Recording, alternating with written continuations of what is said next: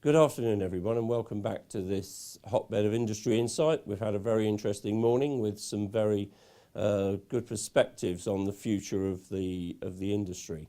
We're very fortunate this afternoon in this session where we want to continue some of these active discussions. We have Nick Silver. Nick is Managing Director of Callan Consultancy.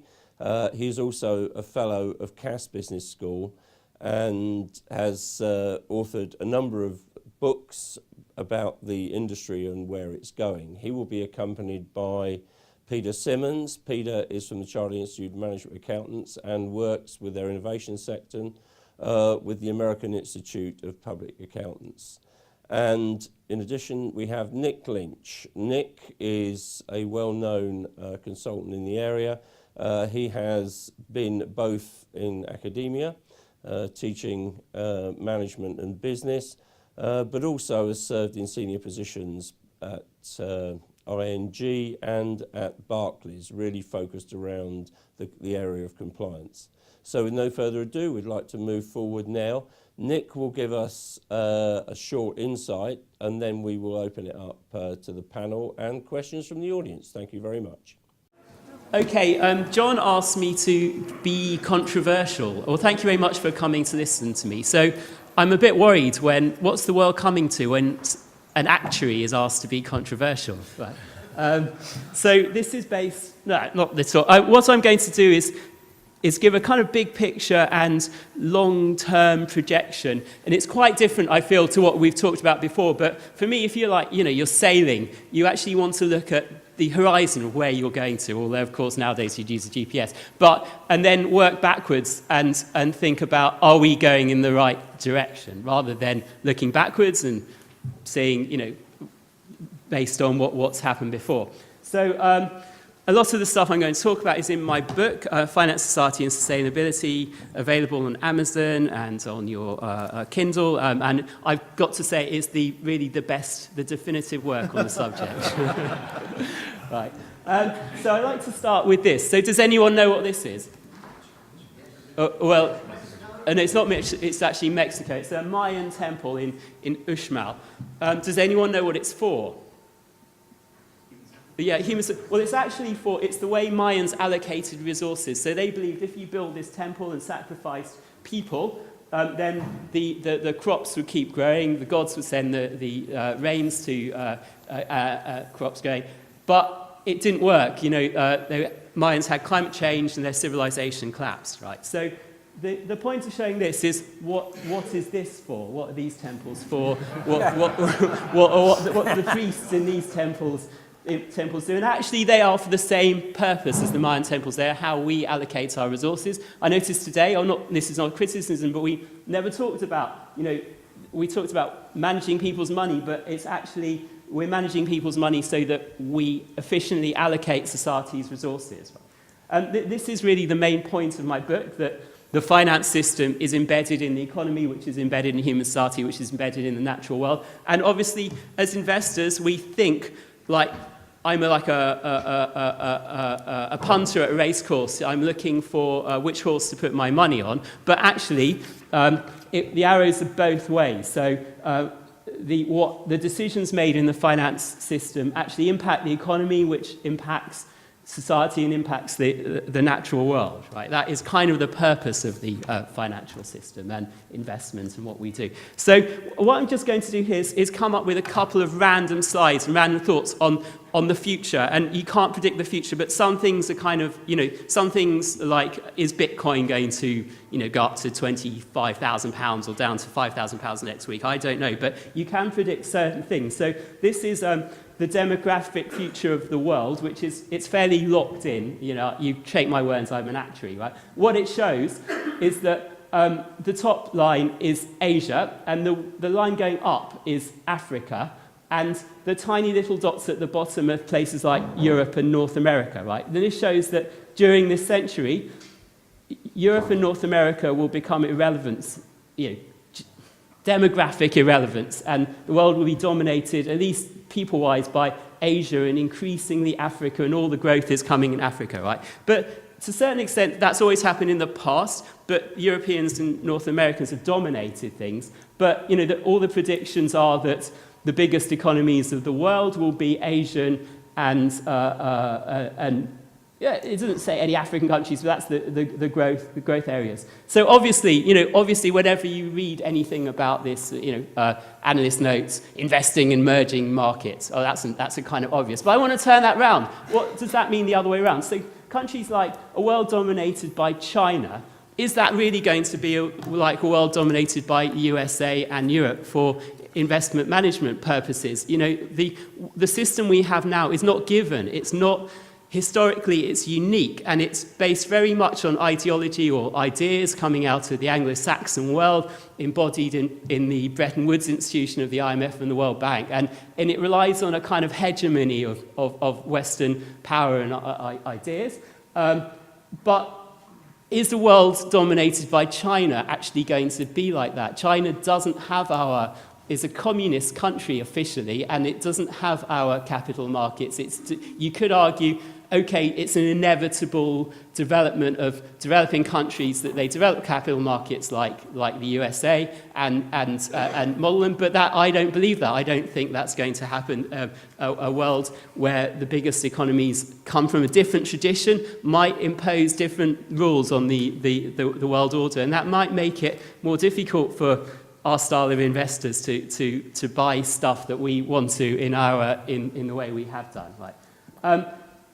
Another thing I've been involved in is climate change. Again, all of the stuff about climate change is like, we've got to invest more in renewable energy to avoid dangerous climate change. But I'm taking that as given. We're going to get dangerous climate change. Right.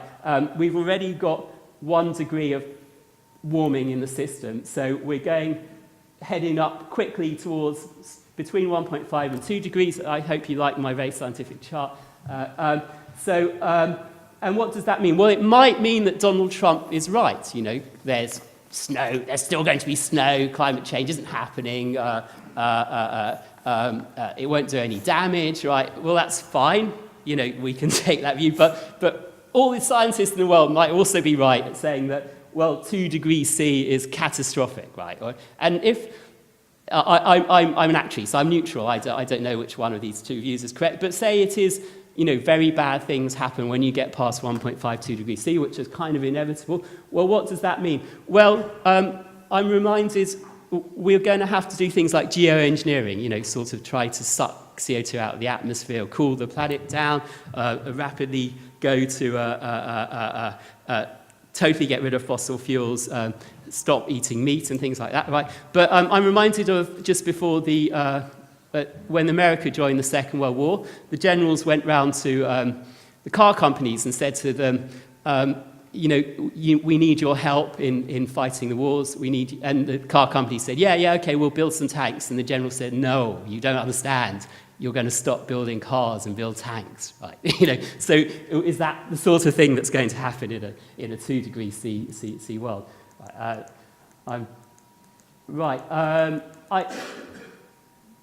wanted to talk a little bit about capitalism, right? So, and this is important. This is the basis under which investment management works. So, in the old days, like when you had Ford, where Gerald Ford said, "I have to pay my workers enough to buy cars." Right? You had factories. Factories employed lots of people to make big stuff, things like cars. The workers bought the cars. Then they saved their money, and their money built their savings, built new factories. And when those people retired, the economy had grown, their savings had grown, and it could pay people a pension. Right now, in the future being now, none of this reflects the world that we're living in. Right. I mean, I could be overstating my case to a certain extent. You still have factories and people making things, right? But companies now employ less and less people. Candy Crush, the app game, employed something like 50 people and got bought out for £2 billion a couple of years ago. Goods are non-rival, as I said. We still make cars, but a lot of more and more goods are things like computer games, which you don't need. It doesn't cost you anything to build more of them. So the marginal cost of those goods is zero. Companies don't need large capital investments to build factories. They only employ a few people who program computers. Savings are not invested. Now, that's kind of the whole point in my book. They've got a few chapters on that, but a lot in our capital markets are disinvesting rather from real physical assets.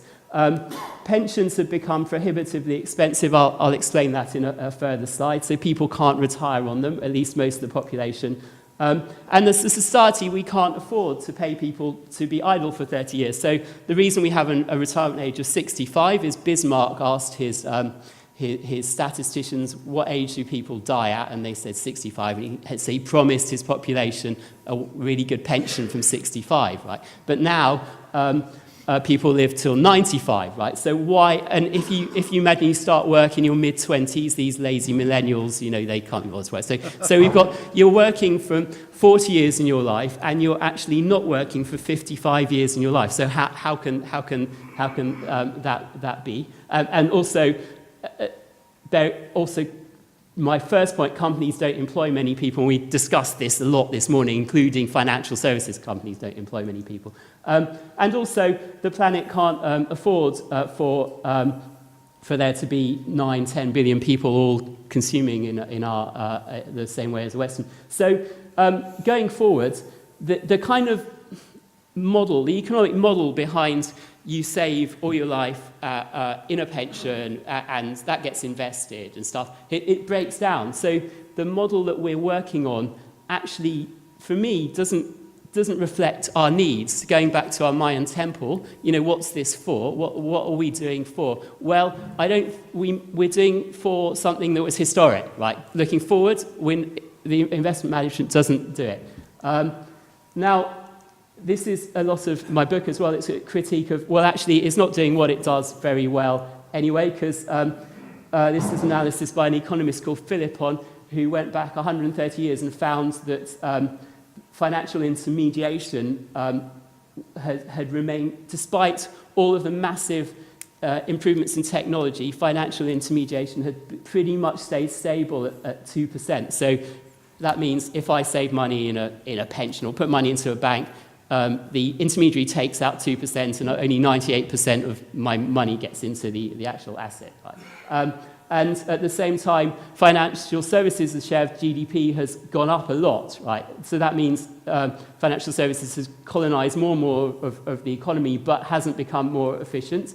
And a cynic might say, well, it's also doing lots of things which aren't particularly useful. So this is it shows the massive explosion in the size of derivative markets. Of course, derivatives have been around for a long time, so why has it exploded in the last few years? Of course, we need derivatives to do things like hedge currencies and orange juice futures and stuff like that, but most of the massive explosion is in financial products. The purpose of a derivative is to reduce risk, and have we really reduced risk, So you've got to think, well, is this related to this? That actually the end users put money into the system and 2% of it keeps them disappearing. But for me, this shows, well, then it is right for people like Amazon, or I was just telling my colleagues here that a lot of my students are from China and they all bank with Alibaba or Alipay, right? They don't bank with a traditional bank. So it's right for new entrants who could gobble up the market. My kind of next point is that we live in a free market society. So all this is well and fine, but that's what the market does. That's what the market demands. Well, this is a list of the 10 largest pension funds in the world. And does anyone notice something they've all got in common, except that they're very large, right? From their names, it's a bit of a giveaway. They're all state, right? They're all state funds. This is the most important financial variable is the interest rate. Who sets the interest rate? The central bank. We've been talking last session that was three very angry gentlemen talking about regulation, all the reams of regulation, right? So if you're thinking about a free market, for me, is people go and trade in a market, but the financial markets are not free markets. They're at every level, there's a massive state intervention, or they are the state. The biggest asset class are government bonds. So these state pension funds are buying government bonds, which are and the price is determined by the central bank, right? So this apparently is a free market, right? So what I'm saying here is that the design of the financial system is a societal design. It's a government design to achieve something, but it's not actually future-proofed. It's not achieving what we might need in the future. And the question session afterwards, I hope, will be, well, what do we want it to achieve? This was just my slide. I put a bit of actuarial slide. This was showing that someone, when I started work, I know I don't look that old. When I started work, you would have only had to put 7% of your salary to get a decent pension, whereas now you'd have to put nearly 40% of your salary in to get a decent pension. So the ability of the way we save to pay people a pension is not working. Right. So my kind of solution is we kind of need to rethink what we're saving for. So rather than we need stuff like sustainable infrastructure, or we're facing a catastrophe with a lack of investment in antibiotics. We're running out of antibiotics. So we need this state-backed system, which is preferenced by tax incentives, rather to invest in existing companies, to invest in things like infrastructure, or making companies improve their kind of social performance, or investing in new small businesses which employ the bulk of people in the economy, which there's arguments about this, but which are often described as being starved of investment. So have I got any more time? You've got an extra minute. Oh, okay. Well, I just wanted to do money, the money system then, because we've done a lot about Bitcoin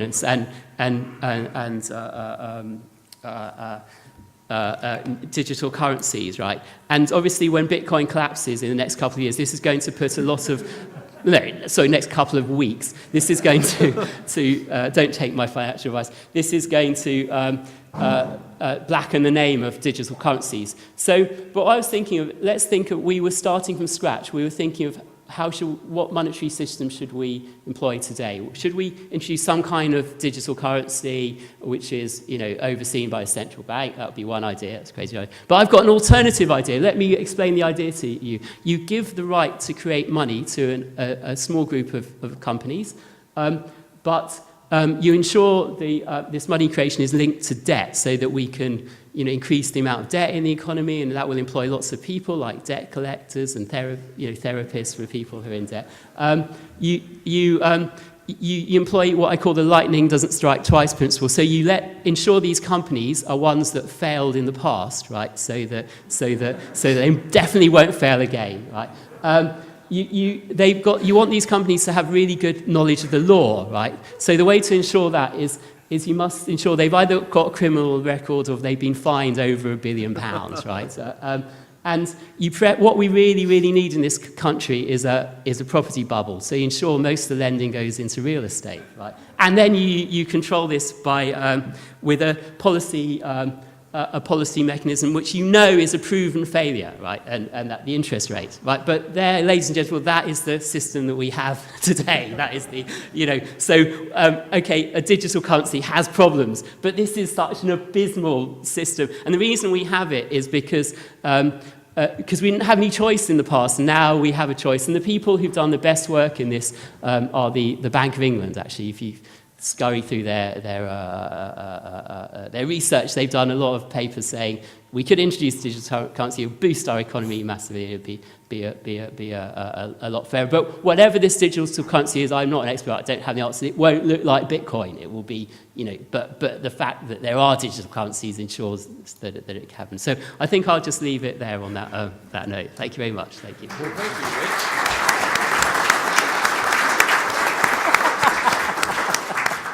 So for those of you who are in any doubt, because ISITC leads on thought leadership here, about the need for a new financial model, I think the case has been made, right? So we're saying about the birth of it. I think the conception of it probably needs to be worked on first. Now, what I'd like to do now is just, is both Peter and Nick down here, they've got a few comments they wish to make. They won't be personally offensive to all of them. Could we, Peter? Yes, exactly. Few good remarks from you, so I know you've got them bubbling up. I thought this, Nick, made a very good argument for euthanasia. we won't be able to afford so many old people. I'm just glad I'm not old. Anyway, so I work for CIMA, which is the Chartered Financial Accountants, and we try to set out our stall to say, here's the qualification for business. So we need to understand what the future of business is like, how the business see the world changing, how are they responding, and what are the skills. They're not as clever as Nicholas, so they don't see it quite like this, but they're very concerned about globalization. They're also concerned about the reverse, the countermeasure, which is national economic strangulation or protectionism. They're concerned about demographics, and they're concerned about, the main thing they're concerned about is technology, because technology is threatening business models, and it's threatening the way people work. And so you have a danger, which Nicholas is kind of alluding to here, where some people refer to this as the barrister or barista economy. You either have to have a very high-end job where you're really well paid, or you have a low-end job. And that's frightening. Right? So barristers aren't very well paid. Yeah. Which is which? The high-end ones are. It was a good alliteration all the same. But you do have this widening gap. And our challenge is to try and equip people with skills that will make them employable and hopefully climb up through that gap. But I'll stop at that and pass to Nicholas. I'll come to that. I noted a few things down from this morning. The first one is you mentioned millennials as well. As I understand it, millennials came of age in about the millennium. Yeah, so they were about 18 years ago. So they're like, never trust anyone over 30. These are old people. Yeah, what are we talking about millennials? We should be talking about much younger groups than that. And I think, but also we've got loads of people who are in the 70s, 80s, 90s who are all really actively engaged in the financial markets. Yeah, and so there's a massive challenge there to cover both of those. Automation technology, just to pick up on your point, I really wonder if we need any people at all in some elements of what we're doing. Yeah, if you look at a technology that is here, a driverless train, right? The Victoria line is driven by a computer. There is somebody that sits at the front and opens the doors and presses a button, but it's driven by a computer, and that's like 50 years old or something, that technology. That person is only really there for an emergency. It's only when the technology doesn't work, right? So if you take that as a sort of analogy of where we're going, if everything's going to be technology, if all our settlements, all our back office, all our risk analysis, all our compliance analysis is all going to be driven by technology, how many people do we actually need there just in case that technology doesn't work? It's not many, is my view. Yeah, we're going to be a lot less in lots of areas where we simply, in the financial services industry, we don't need all of those people to do stuff because the technology will work much better, and actually it will be much better than people. Yeah, it will be much more accurate. It won't fall asleep. It won't have a hangover, it won't whatever, yeah? It will be much better, and so we won't need all those people. So I think that's a huge challenge in the industry, is we've got to start to trust the technology, take that on board, really make the most of it. And I think just to link to my final point is, having said that, what we know when we talked about the panel we had just before lunch, when they were talking about the investor experience, is investors really want that interaction, they want that human interaction. The more wealth they have, the more they want to get advice from somebody. And at the moment, they really value advice from another person on the robo-advice. It's not a robot, it's not advice. Yeah, people really want that, and I think there's a challenge there of who's going to give that advice, and I think there's a big challenge there where you say, well, actually, we can make technology so good that it will look like a person. It will be better than a person. Why do I want to speak to a person? I'd much rather speak to a computer. I'd much rather speak to a robot. They know me much better. They can really preempt what I'm doing, yeah? And as somebody said this morning, you know, those voice-acted Alexa, it learns from what you're doing and it can learn more than that. So actually it's better than trying to talk to somebody and get them to do something for me. So I think the technology is going to drive down the number of people we need. And my question is actually, that might be that we might move some of those people to the advice, to the personal touch, to the experience. But I think technology is going in such a way, well, actually, we might be able to do that as well with robots or whatever. So you've got some fairly stark and some controversial views there coming from the panel, just to give you a little kind of landscape. But what I'd like to do now is throw this open to the floor here and see if we can get. And I'm particularly interested in questions from the back. Because I noticed this morning, all the questions came from the front. Here we go again. There's one at the back. We've got one at the back. So we've got any, come on, You got, is it this scary? yeah, John, you got one at the front again. We've got one at the front. Yeah, keep your hand up. No, don't keep your hand up. I know where you are. Up there. Yeah. Right, okay. Well, first of all, I really enjoyed that, Nick. I think that was an excellent presentation. And on the last point, it kind of reminded me of my old friend Rod Williams, who used to be ops director at Tullets in the late 80s. And I remember Tullets were an IDB, and he agreed to do a contract with Robert Fleming to have their screens into the Robert Fleming offices. And he invited me round to his office, and his office was in a sort of an underground bunker, by the look of it, and lots of technology around, and he had about 3 staff. So I said, well, you know, what do you do? He said, well, we come in. He said, somebody makes sure the light's on and the light's off. Somebody makes sure that everything's ticking over during the day and answers the phone, and I go to lunch. And that was in the late 80s, and of course, interdealer brokers were first electronic market. We've gone a long way on from there. But my main point was actually around Nick in terms of, I've got another alternative way of remuneration. And that's to pay people by credits or Amazon vouchers or luncheon vouchers as a way of satisfying human need of whatever it is you want to buy, whether it's your food or your lighting or whatever you need to on your daily lives to survive. Not to use cash, not to use the money system. Absolutely don't do that. If you can barter and you could use some alternative way of sustaining your life, why not do that? Controversial, Gary, controversial. So we have a question. See, it's always like this, isn't it? One to the other. Don't get on to it, we're doing this on purpose. The next question will be over. Yeah, I'll throw it, don't worry. There we go. I got a sense that you were all leading to questions around universal basic income, maybe, but nobody was bold enough to sort of say universal basic income. And if so, and if that is what you were leading to, what do you think the consequences would ultimately be for the monetary system and banking if that was the next step post-automation? Great question. Who would like to put their hand up? There we go. It seems hard to imagine, if we can't afford the pensions liabilities, how we could give people, in effect, a pension from their early 20s, which is what a universal basic income would be. We'd have to tax those in work an awful lot, and that mightn't be acceptable. But riots on the street wouldn't be acceptable either. So you have this, somebody alluded to it earlier, this widening gap between those who do well and those who don't. When that reaches a certain point, it's dangerous. It really is dangerous, because the last time that happened, over a century ago, you had Marxism come about. And I think what's going to happen is that the social responsibility that employers take on will include trying to ensure that people are still employable. Well, when we do our syllabus research, we find in countries like Ghana that the state institutions, they understand that they could bring in technology and get rid of people, but they're not going to do that because the social contract is that they will employ people. But the mobile phone companies and the banks in the same country, they have to be using the technology we're using. And they're looking to trim costs down. And maybe at some point we're going to have to stop the march of technology and say, no, you have to employ some people. And that might be the variation in universal income, is that you would give people jobs at some point. You'd have Russian-style universal full employment, people standing around waiting for customers to come in. So we're all off to the tractor factory.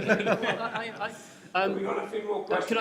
Yeah. Can I just Just as I'm passing, I just want one comment. It's all very well when everything's automated. That's not the problem. It's when it breaks down. And to be honest with you, we still have to have someone that actually codes that, and we're not 100% QA. So from my perspective, whenever I use an online site and trying to find a contact us link, that's why I don't trust a lot of what you just described. That was my point. So if we only have the people for when it breaks down, how many people do we actually need for that? And, You'll be surprised. Well, you know? on the UBI, I do think we're going to move to that. But the thing is, we've got more and more our output increases. The amount of stuff we can produce increases. So we've got more stuff. It's not that we won't have the money to pay. We just don't need people to work. But if you don't have people working, they can't buy the stuff, right? and that's where your capitalism breaks down, right? There have been alternative suggestions I've come across, like that you give micropayments to people for use of data on things like Facebook. I'm not sure that would, give people enough to live off. But I think we need to start having those discussions. But for me, the bigger problem is not like paying people enough, because if we produce more and more, machines are more efficient, they can produce more and more, so we'll have as much as we need. But it's what will people do all day? Will they sit around watching daytime TV all day? And you'll have, and that's actually a harder problem, because people get their meaning from jobs. On barter, the thing that money is a technology which, what's the economists say? It has a problem of coordination of wants, isn't it? You might have some apples and I've got this water, but I don't want your apples, and money does that. And interesting, I mentioned about Africa growth. A lot of stuff is actually that we use now is pioneered. So, for example, mobile money used in Africa, peer-to-peer lending, stuff like that, and micro credit. So it's not just that as investors, we're looking to there might be different governments with different systems, but actually there are often more and more ideas coming from the developing world which can be adopted for us. So did you want to? Thank you. Well, a great presentation of dystopia. I'm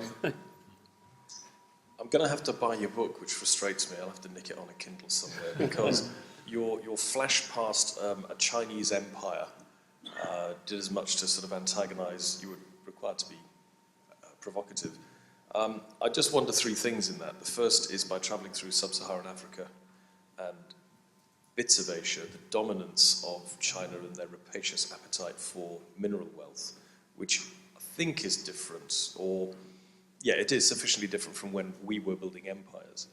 The second thing is the massive population imbalance and economic imbalance that you find then in China between male and female population, between the riparian state and the sophisticated developed world state of cities. And the third, which you didn't touch on, which I expected you might have done, was our current dependence on China and perhaps the Middle East's economies. The volume to which China and oil economies are invested in our stocks, US stocks, etc. So perhaps, while I started by suggesting you were controversial, perhaps you actually didn't go far enough. This thing will blow up long before we run out of oil, long before we leave the current ice age that we are in and get to an interstadial again. So I think actually you were being, God help me for saying this, a little bit too optimistic. Oh my God. Now, before we respond to that, we've got some other points here, but I'm going to try and group them together. Don't make me go over there again. There's a sea of hands here, and I don't know where to go. Ah, here's one. I think people are fairly worried. Mentioned Japan. For the last 30 years, no one wants to invest in Japan. They've not had any immigration. Their age population's grown. They're now using robots. But in the last 6 months, Japan is the place to invest in. So their economic model, have they proven the rest of the world wrong and that's what we should be doing? Is it too late for us to stop immigration, get on board with technology? Good point. So Japanese, yep. Economic I'm an immigrant, so I'm not going to answer that one. Do you want to take those two? Japan, China, various governments. Well, I was going to pick up on the China thing because it seems to me that the phenomenal growth in China has actually been very like a Western growth. It's been industrialization, it's been moved from the countryside into the cities, it's been very heavily physically resource intensive and so on, and actually, it's been built around the motor car and the railway and all these sorts of things. And it's just that it's happened in a really, really short space of time, and China's so big, there's so many people that it's really thrown the whole world market out. And it's only now that China's starting to say, actually, we'll have a separate Chinese type of growth. We're not trying to be like America was in the 1970s or whatever. We're trying to be something different. So, we'll ban imports of plastic because, that annoys, just for us, it doesn't matter if it upsets the people that we were buying it from. We're looking about our local economy. We're more about environmental things. Now, it's really hard to tell how, it's a communist state, and everything probably everything I read that comes out of it is controlled in some way. So it's really hard to make a sense of that. But you get a sense that actually China's going its own way, and it's, in the West we see that as throwing its weight around, and no doubt they see it as, well, really fulfilling what we've had all this economic growth for. So I sort of agree with your point. I could, if it stays as it was, then probably there's no difference to your point that China will be number one. I'm just thinking, what's going to be very different with China being number one compared to the US? Maybe risking being controversial, and not really meaning to offend the Chinese, but you talk about asset allocation. We as management accountants, what people are always trying to do in business is try and allocate the resources to where the prospects or payback is best. That's what we're always trying to do. And the capitalist system does that for us. If you invest in the wrong things, they will fail. And you learn not to invest in things that don't work, and you invest in the things that do work. In China, you've got state banks lending to state institutions, and it's very inefficient in its allocation of resources. I suspect there's a bit of a bubble in China, and there's certain, because you have a bubble where the asset prices are inflated, and then you end up with zombie banks because nobody's ready to let them fail. And that's what happened in Japan. Japan has had 2 decades of very, very low growth. I think at last it's coming good again, but it was very bad for Japan. But they also retrenched as well, right? Japan retrenched in the 90s. Yes. So they owned half the world in the 90s, corporate-wise. Right? When I came to London in the late 80s and I went to CAS, we were looking at capital asset pricing model. How do you determine the value of a share? And we were told then, this is how it works, but China's different, or Japan is different. It turned out Japan wasn't different. they had a bubble, and so they suffered. And it's good to see them become good. And they are more. We're talking earlier about blockchain. Japan will be pioneers in blockchain. There's no doubt about that. I wasn't actually trying to present a dystopian future. Actually, that was me being positive. But it was just the future's going to be different. I don't think, for me, if people could, don't have work but could live a fulfilling life, do what they want to do rather than, be a, I don't want to offend them, be an actuary, they could, create music and art or something, right? That's a better future. It's a different future, and we have to change to meet the different future. Japan actually have got quite interesting for actually slightly different to your point that you made. So lots of people say, well, actually, in the 80s, everyone was saying Japan is going to be the dominant economy, and it hasn't. Look what's happened to Japan.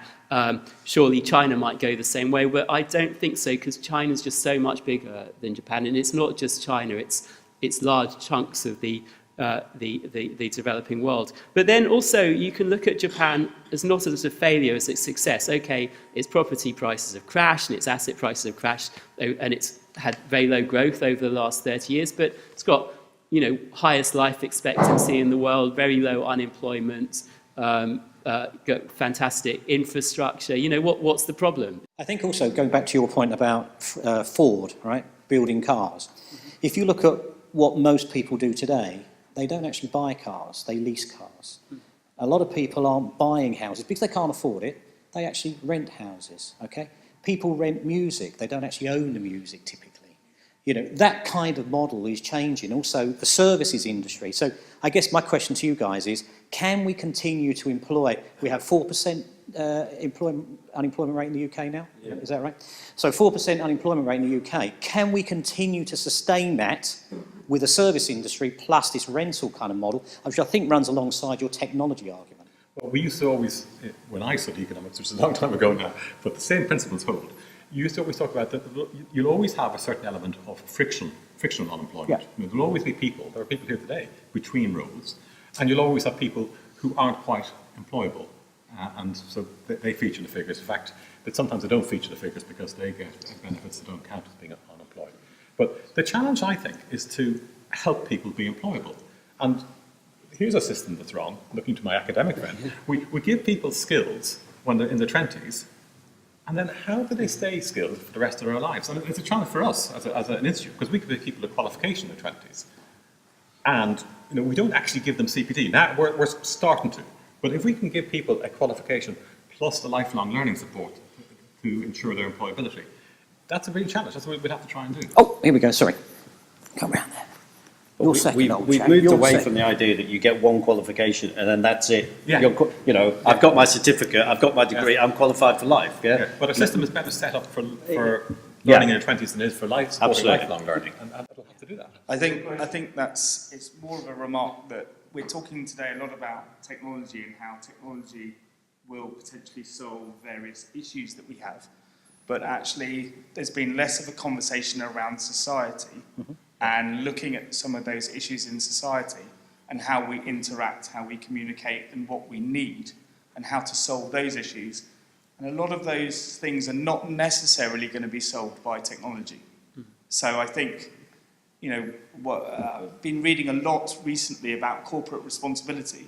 When you use the argument of Ford used to actually put a lot back into its workforce. Depending on where you work now, if you were to ask yourself a question, the company you work for, other than pay you a salary, how much or what does it put back into society? What does it put back into the individual or individual groups that it benefits from or has impact on? I think the answer would be very low. So I think we need to look at certain aspects of society and corporate responsibility before we start examining and over-promoting technology, and so that everything can move at the right pace. Are there any more thoughts about corporate responsibility in going to this? Any more thoughts about that? Maybe just to pick up on that, I mean, I think what employees are demanding is really changing. So I don't know about the universal basic income, but it seems to me people don't want to work as long hours, they want to have more flexibility, they want to take more time, you know, career breaks and not have that count against them. I do a lot of work in the Netherlands. Nobody works 5 days a week. Yeah, nobody. Don't go in on a Friday. There's nobody there. Yeah, you know, that's what their staff want. Yeah, so their staff want a much better work-life balance. Whether they want that in a very formal way or whether they want that in an informal way, you know, it varies. But it's not just a sort of formal corporate responsibility, am I giving to a charity? It's the staff that are driving that. Are you giving me time off to volunteer for a charity? Yeah, is that being said? So I think it's also staff are really driving that. What individuals in society want is really changing. And as big employers, financial services really needs to get on board with that. Yeah. Just a comment on that. If you go to France or Germany and you walk into a boardroom and you talk about technology or what they're doing, half the people there you find understand completely what you're talking about. If you go into a boardroom in the UK, and I've been in many, 9 out of 10 probably haven't the faintest idea what you're talking about. Now, one of the reasons that France and Germany do succeed in this way is certainly France, I'm not sure about Germany, but they have to spend 5% of their turnover developing their staff. They have to do it. If they don't spend it, the state takes it. Right. And that's why you get the rebuild, the reinvestment, the infrastructure. If you leave it to the company, they won't give a damn about it. They'll just put that 5% back into their P&L. Or return it to their shareholders. On the, I entirely agree with Peter about your career, that I can't see if you're starting work in your 20s and you're going to work for 50 years that you're doing the same thing in 50 years' time. And there might be large chunks of your career where you're at work and you need to retrain. And I think that has to be more socially acceptable that you can go off to university and study to be a doctor in your 30s or something like that. Your point about CSR, in the time I've been watching the corporate world, there's much more CSR than there ever was. That perhaps there was in the past. It wasn't called that, but a lot of companies, have a policy or try and do good stuff. Whether it's effective, is another thing. But companies it's all on boards, large companies' boards agenda. So, but then it comes back to what I was saying though about companies' social purpose. So I was in my think tank, which called Radix. We had a round table for 10 chairmen of FTSE 100 companies, and we were talking about, should we have more of a stakeholder model like in Germany? And they said, no. And then at the end, one of them said, but of course, when we build a factory or something, we're not employing more people because of technology, And the whole point of companies, or one of the main, is to employ people. So they won't have a social license if they employ less and less people, either through technology or offshoring to Bangladesh. And so to justify their existence, this becomes more, to the social role of companies does become crucial to, otherwise you'll get Corbyn or a socialist revolution and they will be nationalised by it. Yeah. Mick Newman from Data Imperium. What we heard this morning would lead me to believe that we were going to end up with a small number of people highly productive, a whole load of people marginally productive, another load of people not productive at all. Can I have some comment on productivity trends as opposed to just emerging technology trends? Well, actually, funny enough, one of the reasons France is doing well ahead of the UK in terms of increasing productivity is the fact that they have labour laws which are inflexible. So there's more incentive to invest in technology, and the technology makes them more productive. And there's a thing we're trying to work on, and not much great success yet, but we want to encourage people to rethink the business models, because usually you think of your business model in terms of how you make money. But there's a great example from Ryanair, where Ryanair thought they made money by offering cheap seats. You could travel wherever, and they actually got paid by the people who, in the countries that they bring you to, because you're going to drink so much when you get there. You Brits are great drinkers.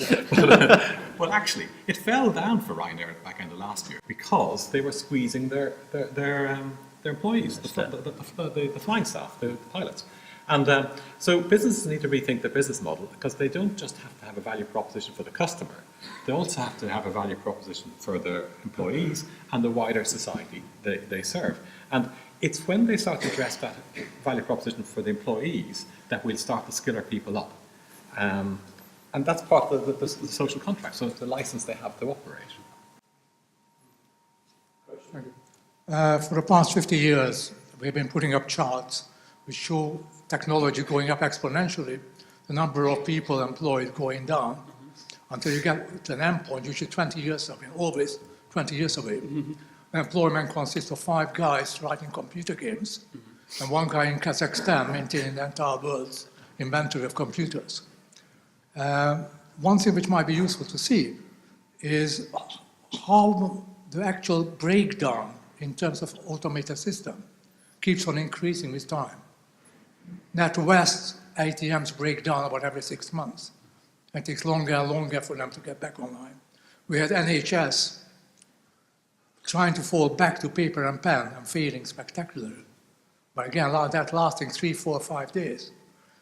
Question is, do you see us reaching an equilibrium where you actually have to have at least a minimum amount of employment to ensure that we can handle and recover from and fall back from technology when it fails? Probably is the short answer, but I think you then have to accept that there's going to be people who are sitting there waiting for something to break down, and that then becomes, you know, what am I?